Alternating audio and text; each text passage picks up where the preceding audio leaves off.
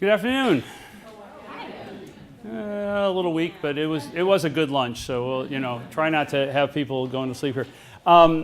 It's really a pleasure to be here today. I was questioning Jamie and Deb and Dave over here, their wisdom in inviting me to come and speak. But hopefully, with some of the background I've had and stuff, I'll be able to merge a few things together, looking at both education and workforce. Just to give you a little bit of background on me, I currently teach at Thaddeus Stevens College of Technology. I've also taught at Colorado State, West Point, and a few other schools. Also, I was a high school teacher for 10 years, math and science. So I've been in the classroom for quite a while. Also was at PD for a couple of years. I was running a workforce investment board for a while, so I've been on the L&I side of things as well. And I guess over my 60 years of doing things, I've kind of picked up a few opinions on things. And so today, some of this is what I'm going to be sharing with you is, in fact, opinions. Some of it's a case of where can you get data for certain things? How can you look at certain things? But also, are we taking the right path? And I don't mean, no pun intended here with the pathways, but it is something, a chance to kind of look at that. And where do we get the data that we're going to use for all of these decisions? The other thing is we have a bias, quite a bias in the education arena and stuff of going to college.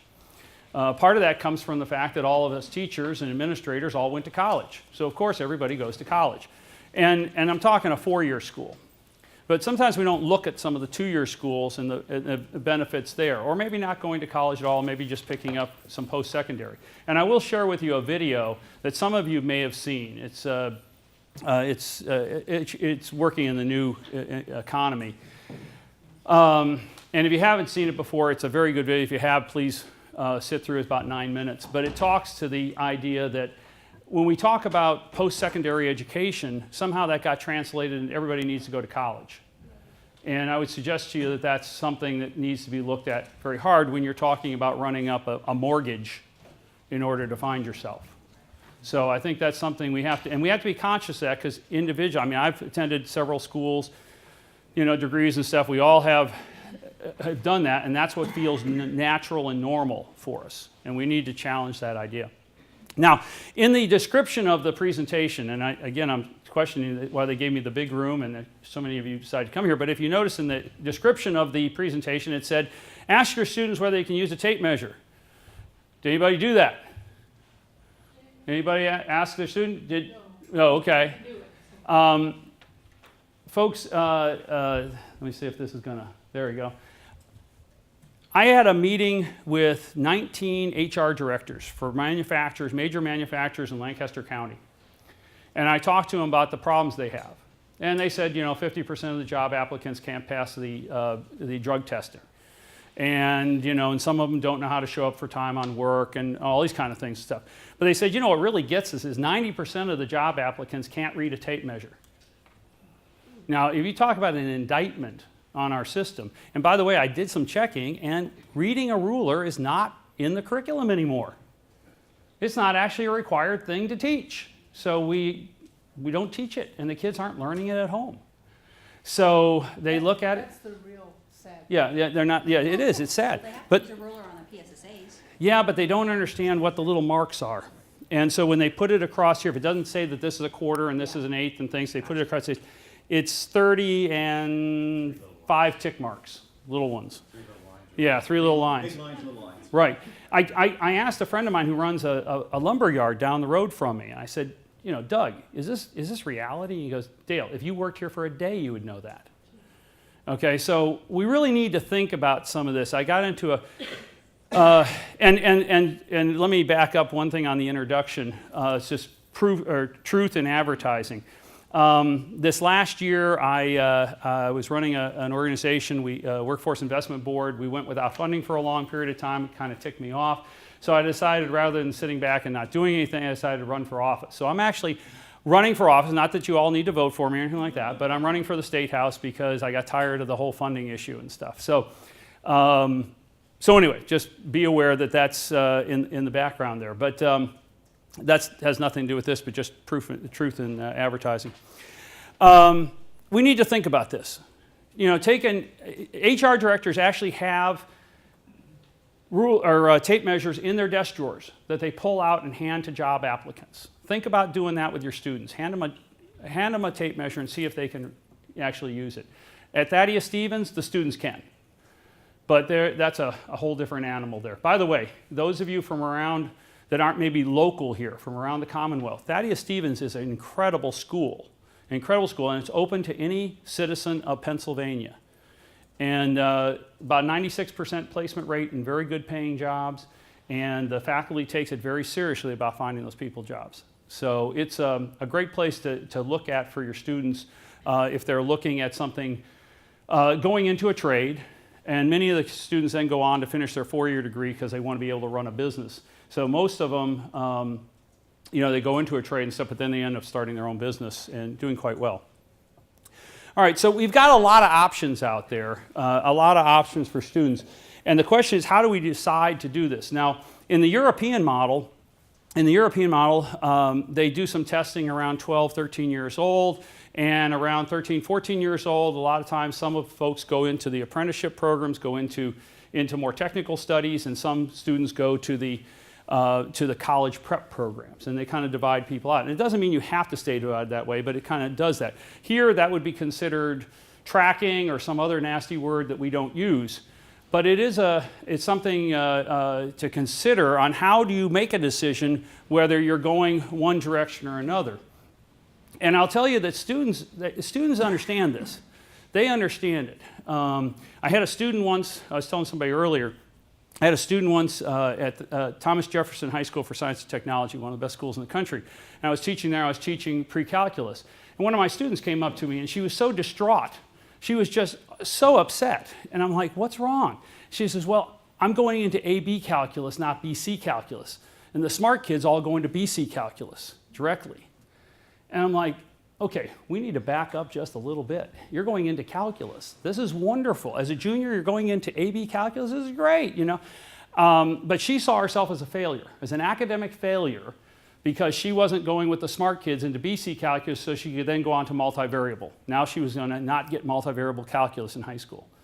Jeez, Now calculus is a graduation requirement at that school. So it is, everybody does it.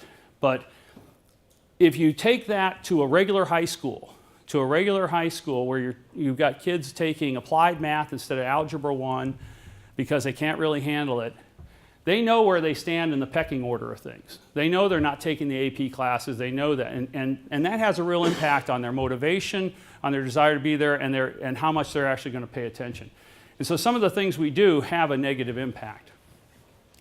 Okay, there's a lot of data out there, and I'm not going to, this is a data conference, so I had to have some data. Dave told me I had to have some data. So anyway, but this is just an example of some of the data that's out there. This is for Lancaster County because that's where I was running the Workforce Investment Board, so it was easy to get. But there's a plethora of data out there from your Workforce Investment Board. And there's a Workforce Board that covers every part of the state. So there's one that covers you. There's also the CWIA, the Center for Workforce Information and Analysis, which is part of Labor and Industry, and they will provide anybody with data on what's going on in an area. So if you need to know what's going on in your area and you need real, serious data, these guys can provide it to you. And some of the things here, we got the size of the population, what percentage is in the labor market, veterans, median income, and such. Some of the things that impact people, okay, poverty. We don't fix a whole lot of things in this country until we fix the poverty. If a kid doesn't know where he's going to live at night or he doesn't know where they're going to get their next meal, they're not going to be real attentive in class. I had a student once who showed up. He disappeared for about 3 days, didn't come to school. And when he came back, I said, Mike, where you been? He goes, well, Mr. Hamby, I just got tired of sleeping on the couch, so I enclosed the porch on our house so I'd make a bedroom out of it. Now, this guy was 15 years old. Okay? We don't usually expect most 15-year-olds to be starting carpentry to build their own bedroom on a house. But that's the reality of things. So we really need to address that. The other thing here that's going to affect whether your students stay here or not, or come back, is this vacancy rate. In Lancaster County, rental property is almost non-existent. Now, if you're in an area that has plenty of rental, that's great. But in some areas, that's a real problem. we had these discussions about minimum wage. And of course, I don't think anybody really wants to live on $7.25 an hour, and that's not realistic. Nobody pays that little, at least in Lancaster County for the most part. We considered $12.50 to be an acceptable wage for a single individual, not a family by any means. But when we're looking at these low wages, one of the things to consider is how much the subsidy of that's costing. Because if somebody's earning minimum wage, they're getting all kinds of resources from the Department of Human Services that costs all the taxpayers a lot of money. So again, one of the things looking at this is how do we get everybody up into a better wage? And one of the ways of doing that is through education. If they're working as a dock worker, they're not going to make much money, but if they're running the forklift, they're going to be making more. So how do we get them that training so they can do that? The other problem we've got is a real challenge here, and that's because of all of us old folks. And we were talking, Suzanne and I were talking earlier, I mean, there's benefit of getting older because it beats the alternative. But, but there's a whole bunch of us going to exit the workforce here. As an example, in Lancaster County, 90,000 workers are leaving the workforce in the next 10 years because they're getting old. They're going to retire. Okay, and that's the same way across the entire state. Pennsylvania is an old state, and we have to replace these, well, people like me, who are going to get out of the workforce, and we've got to have that workforce. So this is not a case of, we want we want the best thing for our kids and all that. Well, yeah, sure we do. But there's some personal interest in this, because if we don't have that workforce coming behind us, when everybody starts retiring, there's nobody left to pay the bills. And so we really have to take a look at this. And this is it's a problem nationwide, but in Pennsylvania in particular, it's bad. This you can't read, and so I'll just describe it to you. But as opposed to the education world, in the labor and industry world, you deal in industry clusters. You look at what are a cluster of companies that work in a certain area, and how do you have a critical mass of those industries in your area.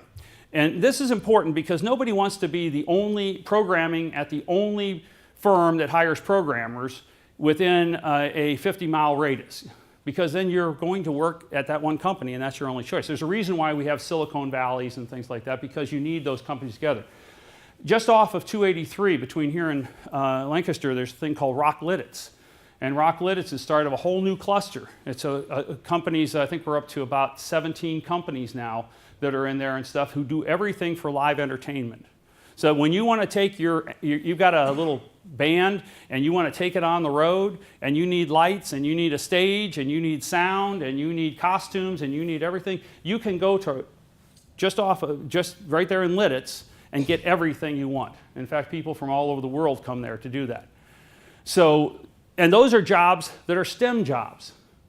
Most of those are STEM jobs. So they're good paying jobs. They need some technical ability. And so you're looking for clusters like that where you can actually get a critical mass of folks working.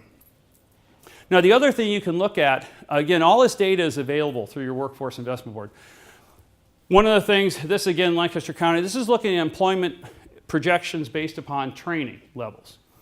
And if you'll notice here, this is 44% of the jobs expected actually are just short-term OJT training.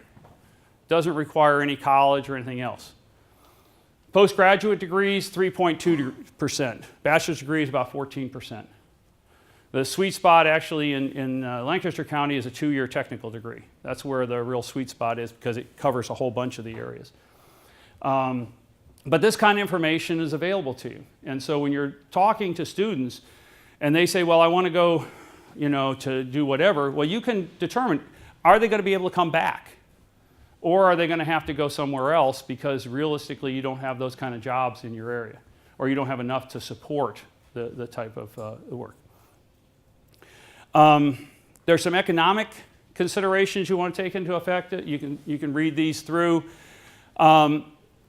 There's, the last one there, not in my backyard. There's some industries that you don't want around per se, necessarily. So they try to keep some of those away. But there are folks working on all of these different things within your community. There's different organizations. You've got a Chamber of Commerce, you've got the Workforce Board, you've got economic development people. All those folks are working to try to address some of these considerations when it comes to having a workforce that meets the needs. Schools also don't have to do all this alone. These are some of those organizations that you can work with.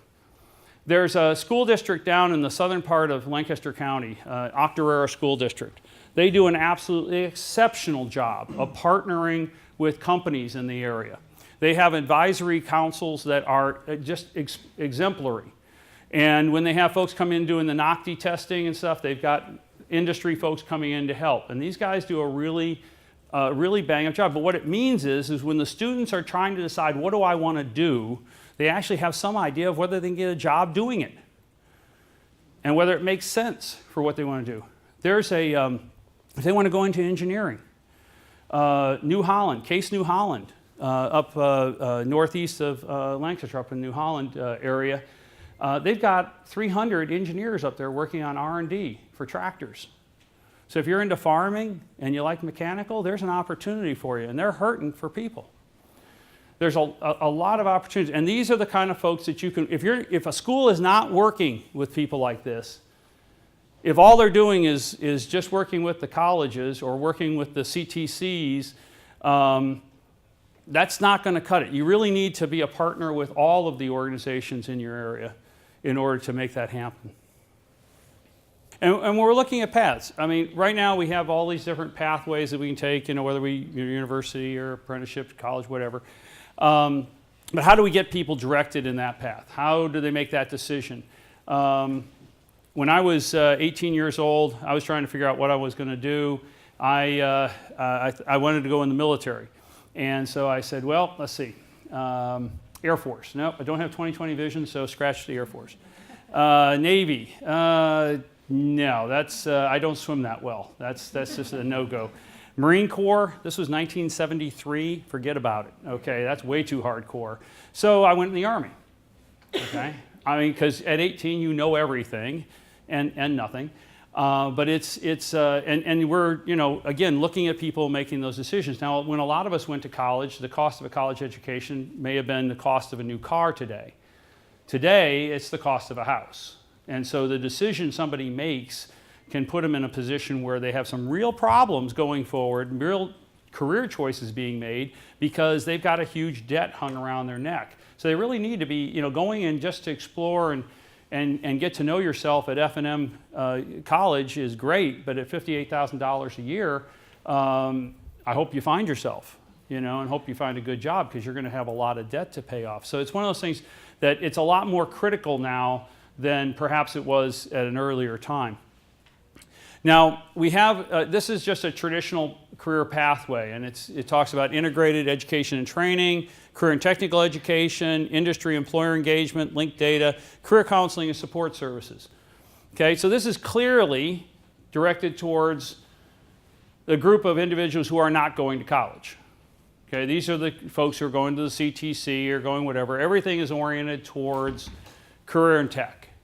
And one of the things I would suggest to you is that that's a shortcoming in this whole career pathways paradigm. What's the career pathway for somebody with a history major in college? What's their career pathway? My daughter was she got 2 degrees in 4 years. She did a great job, sociology and interpersonal communications. So would you really like fries with that? With that shape? I mean, it's not a, what's the career pathway out of there? Now, okay, there is, because you can, with sociology, you can get your master's degree, and then once you get your master's degree, then you may be able to get a social working job making $24,000 a year. Great. Or you can just start at McDonald's and be done with it.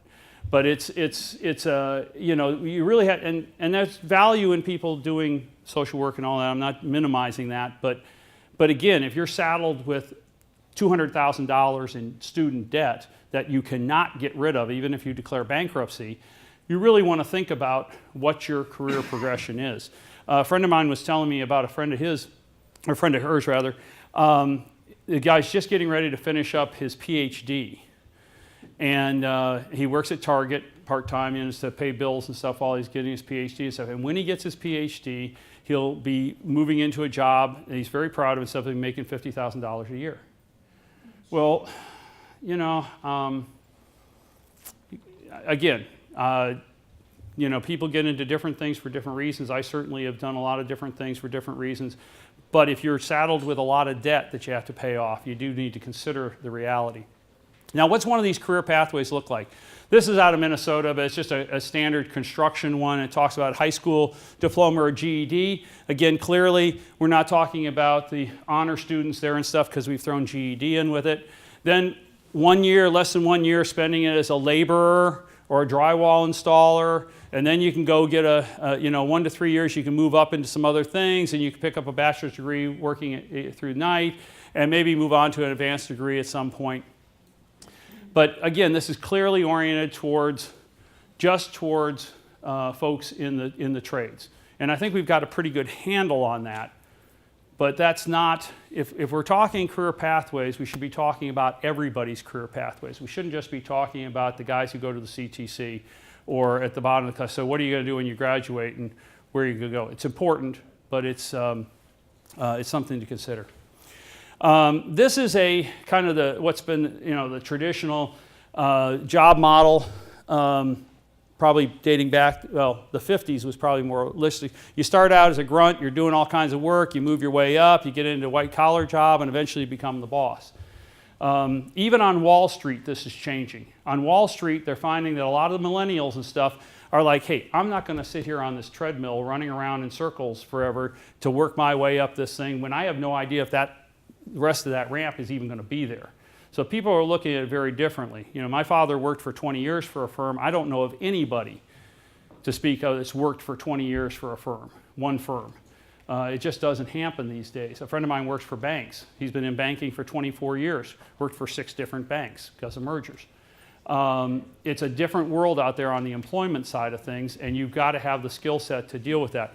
So our you know, job pathway here looks something more like this, and it's got a lot of off-ramps and a lot of on-ramps, and a lot of those involve education. But you know, I would challenge you, how many of you are in a position today that you started out when you graduated from high school with a career pathway that was going to lead you to the job that you're in today? Okay? So a couple of lucky people, okay? And if you're a teacher, at least teaching is fairly, you know, you go to college, you go into classroom, and then maybe you move from classroom into administration. So there is a pathway there doing that. There's not a real good pathway if you want to stay in the classroom, although we're working. I think that's improving with master teachers and things coming into play now. But you know, myself, no way. I mean, I've bounced all over the place. I just can't hold a job. I was a trailing spouse for 20 years. So after I retired from the Army, I trailed my wife for 20 years, and trust me, I knew when we were moving because I got a really good job offer, and then I knew we were moving. So, you know, things are different today, and you really have to figure out how you're going to do that for yourself. And we owe that to our students, all of our students, that they think this through, because if they think that going to some college is somehow going and getting a degree in history, or and not taking away from history or anything, but getting a degree in some non-technical area and stuff, and they're suddenly going to walk out into an $80,000 a year job, and people are just going to be, you know, begging them to come work for them. It doesn't exist. Now, I will tell you, I got people begging for folks graduating out of Stevens with a degree in electromechanical engineering, or a degree in metallurgy, or a degree in welding. I mean, literally have people falling all over themselves trying to hire these guys because they need them. Give you another example. There's a manufacturer in Lancaster County. They make some baked good items that you're probably all very familiar with. They have people working on their line, on the production line, non-supervisory people who with overtime make over six figures a year. They make over $100,000 a year on the production line. They also start their people at $22 an hour. They have less than a 1% turnover rate within the organization. People stay there for 40 and 50 years. They don't want to leave. The maintenance guys, when they hire a maintenance person with electromechanical experience so they can work on the production line fixing equipment, they start them at $26 an hour. That's in the door. So that's 50-something okay, with a two-year technical.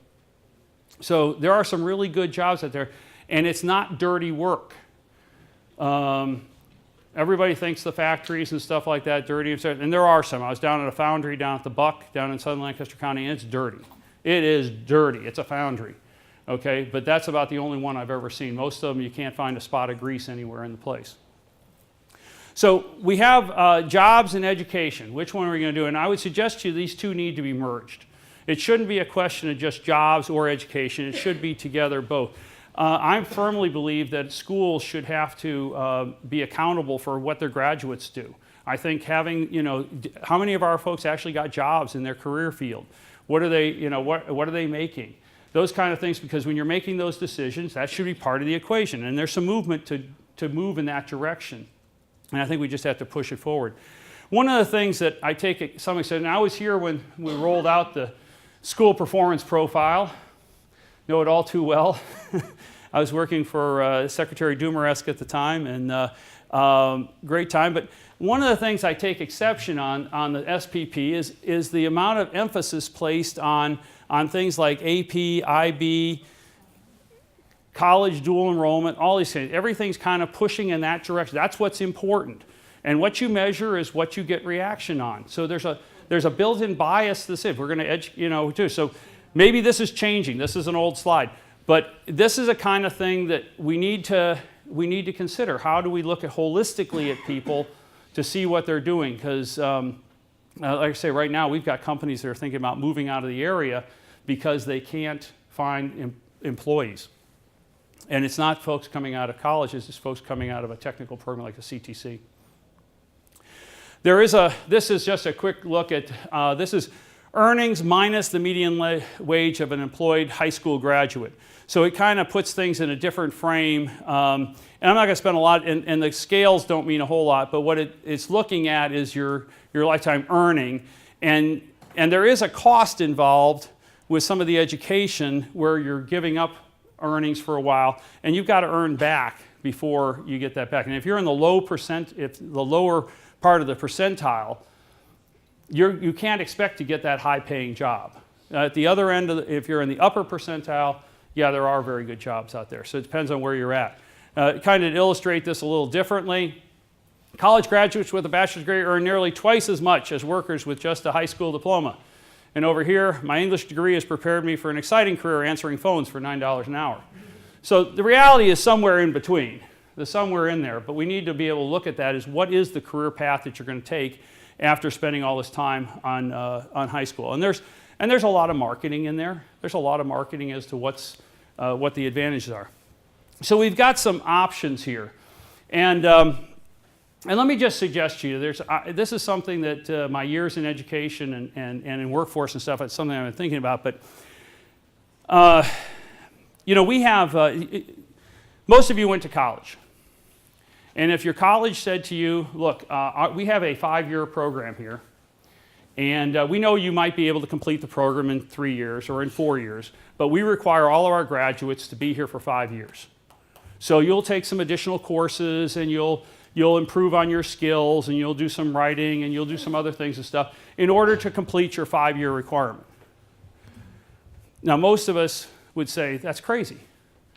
If I can finish it in 3 years, I should finish it and move on because my time is valuable. And yet we're still somewhat locked into this 12-year thing about high school, or about schools. The student's going to sit in the seat for 12 years. They're in a cohort, and they're going to be juniors, and they're going to be seniors, and they're going to be there, even though a senior's not doing much in the senior year other than playing football or doing whatever, but they're done with their coursework for the most part. But we require them to sit there. I suggest you one change might be, why don't we incentivize students to actually get out of school? And when you finish the requirements, you graduate. And maybe we give you 12 years or 13 years of education. Use it wisely. If you finish your requirements for a high school diploma and get your high school diploma in 10 years, you've got 3 more years worth of schooling paid for. Or if it takes you 13 years and you still don't get your diploma, well, too bad. But at some point, but making it on the individual that they could actually do that. Now, I would suggest to you the one fallacy in doing that is it requires the definition of what a high school graduate is. And I don't think we have one. I don't believe we have a definition anywhere for what a high school graduate is. We say there are standards that have to be met, but that would suggest to you that if they meet those standards, they should graduate, and yet we keep them in the school. None of the standards include a requirement for an AP course or a dual enrollment, and yet we do that. If we're in manufacturing, if you were running a company, and I know people don't like the analogy between students and products, and I get that, but bear with me for a second, but if we had a company and we were making a product and we did not have a specification for the end product that we were going to ship, it'd be crazy. Okay? It would be absolutely crazy. So of course we'd have a specification. We build to that specification, we build the product, and then we ship the product, and the product goes out into the marketplace and goes out and does its thing. By not having a definition for what a high school graduate is, we don't know when to ship them.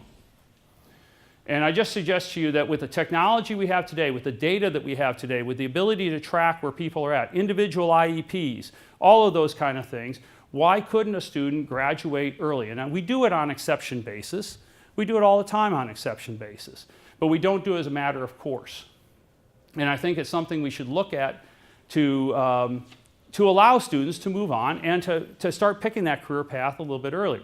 It causes some problems for sports, but you can work around that just like you do with club squads, club sports and things. But I think we have to look at being able to allow students to have a motivation for completing their work. If I'm one of those students, if I'm a 15-year-old student and a 15-year-old student knows everything,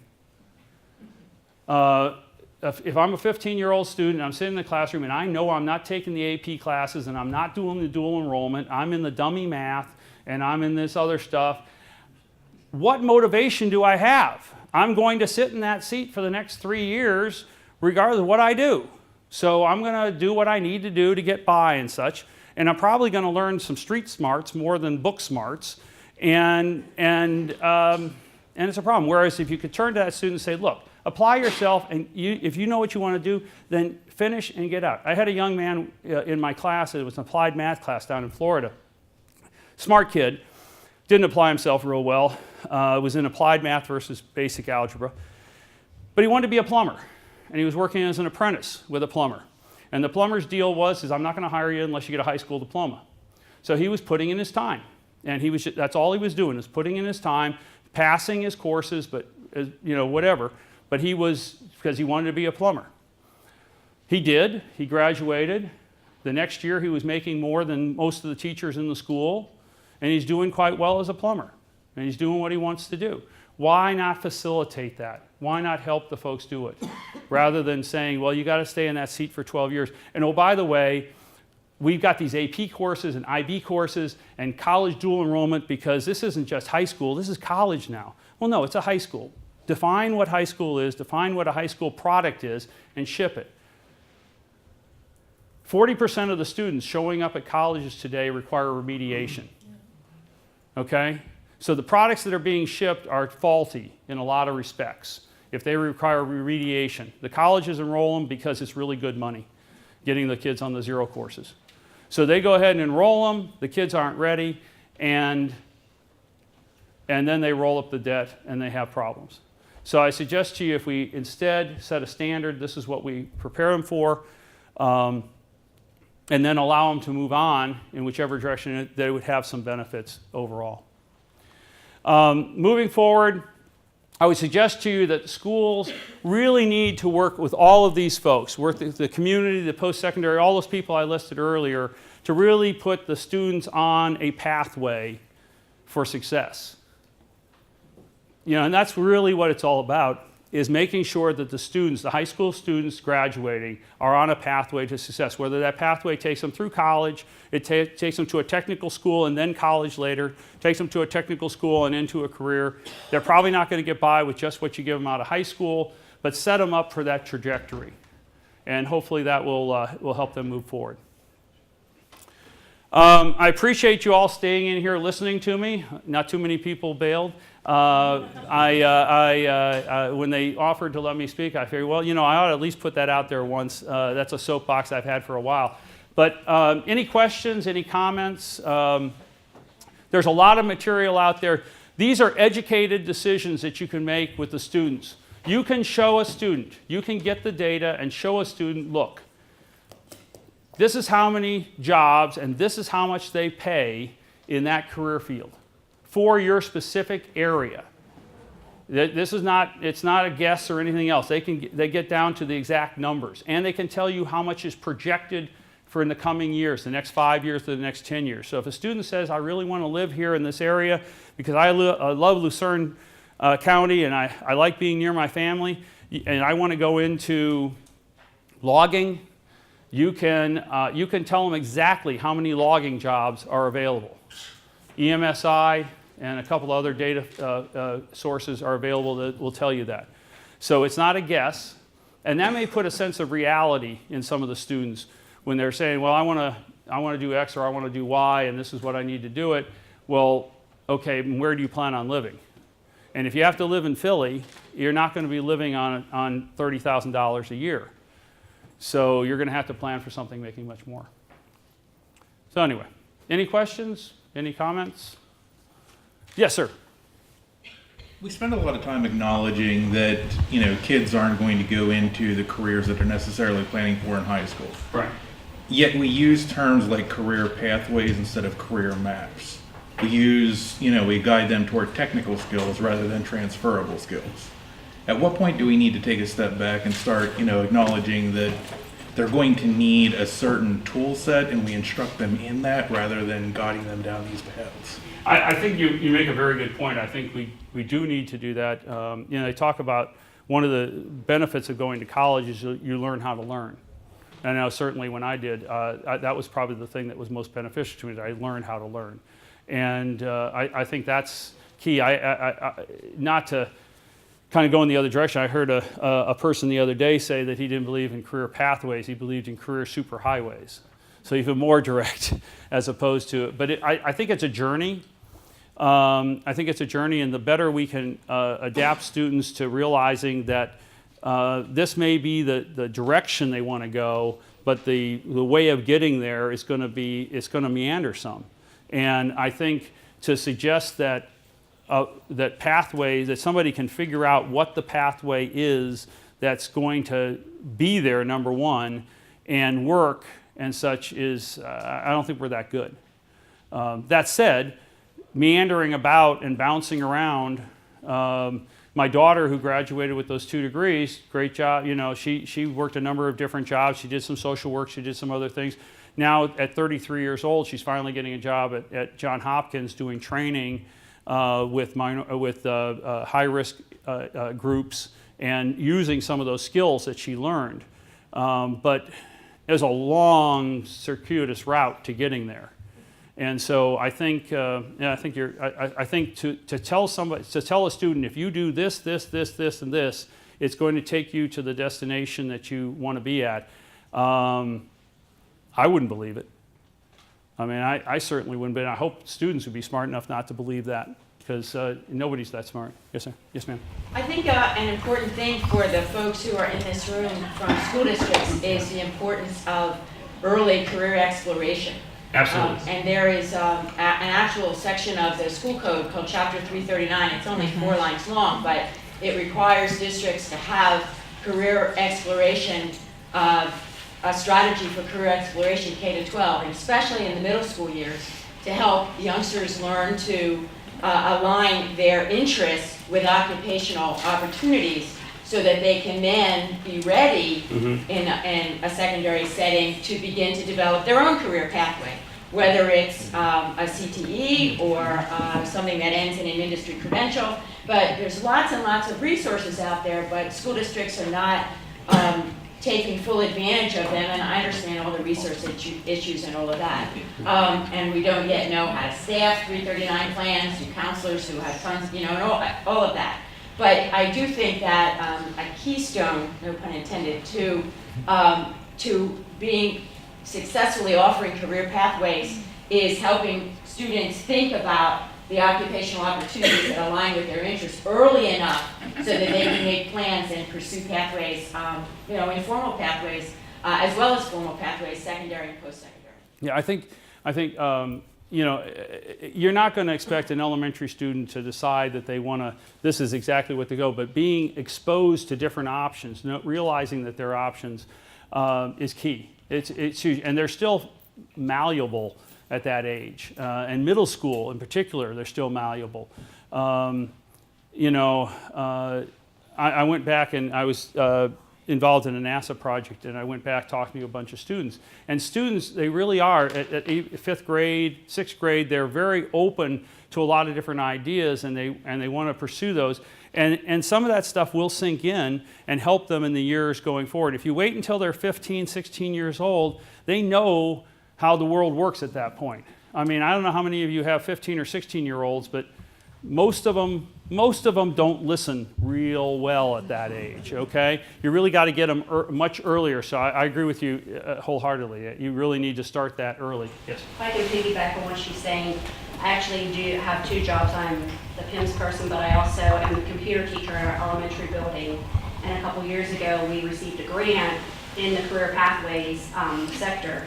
So I actually started in 4th grade, and I do a career exploration, and we have a checklist, and it says, I am me, I am organized, I can, whatever the skill is, and they're all under different career clusters, and like I started explaining to them how if you have these skills, you could do jobs in this area, like just to open their mind. There's a website, pacareerzone.org. I mean, there's a lot of excellent tools that people know about. There are, and you bring up a really good point about the soft skills.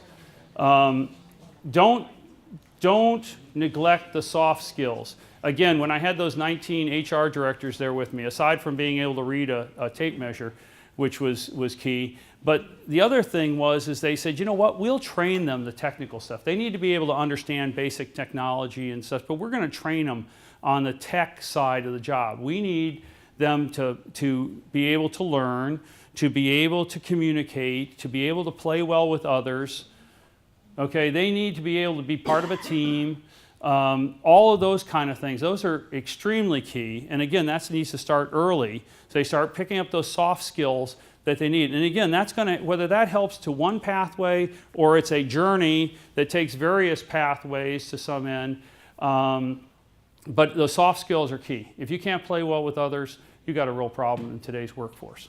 I mean, you got a real problem. So starting early, absolutely. I don't think we're expecting 5th graders to decide I want to be a metal caster, you know, and stuff like that. But they ought to know what that is, and they ought to see it and see how it works. And that's where, like, Octorara School District has done a great job of bringing companies in to show and talk to the students and actually have them understand what is involved. What does it mean to be a mechanical engineer? What does it mean to be a civil engineer? What are those jobs? Because that's not something that necessarily you as a teacher would know unless you happen to have that training as well. Any other comments? Sir? I think you make a great point that I teach in the tech area at a high school, ag mechanics program, and if I could say to the students when they came in 9th grade, okay, here's a list of skills that you have to do if you want to go out my program and become a welder. And if they can achieve all of those skills, both the soft skills as well as the technical skills, by the end of the 11th grade, they can be on their way. I think that'll be a tremendous motivator for these kids, because right now they're in the mindset, okay, I'm going to be here for 4 years. I'm going to put my time in. I'm going to do what I got to do. I got to go to the math class and bitch about math class. And that's just what I'm going to do, and I'm going to have as much fun while I'm doing it. Exactly. Yeah. Whether that irritates a teacher or not doesn't really matter to me, because I'm going to have a good time. Right. But if we could say to them, okay, this is what you got to do, and then you're going to get out of it, I think that would make a world of difference. And there is within industry, a lot of companies now have career pathways, if you will, but when you walk in as a new hire at a number of companies, I've seen these documents, and they hand the new employee the document, and it says, you're going to be at this level for this amount of time, these are the skills that you need to know. If you want to move up to the next level, and this is the pay at the next level, these are the skills you need to know. Here's the timeline. We're thinking that ought to be the case. That goes all the way up to somebody that's with the company for 20 years. So when they walk in, they have a pretty good feel for what the expectation is. And if they want to go faster and make more money, they can do that. Or they can move right along, and people kind of settle in where they want to settle in. But that's the reality out in the workplace now, is it's being defined for people. It's not just the boss saying when you're going to get a promotion. At least that's the good companies. Good companies are It doing has to that. go hand in hand with what we talked about as far as career exploration too. Yeah. But you don't want them walking out the door, going to become a welder, and the first day on the job, say, I hate this. Yes. Yeah, you really need to experience that. Yeah, and I've seen that happen, unfortunately, a few times. Yeah, that's like, yeah, I actually had a relative on my wife's side who went all the way through nursing training and stuff like that, and spent a whole lot of money and effort and everything like that, and then said, I don't like these sick people. I mean, could you have figured that out a few years ago? Anyway, thank you very much, folks. I hope you got something out of this.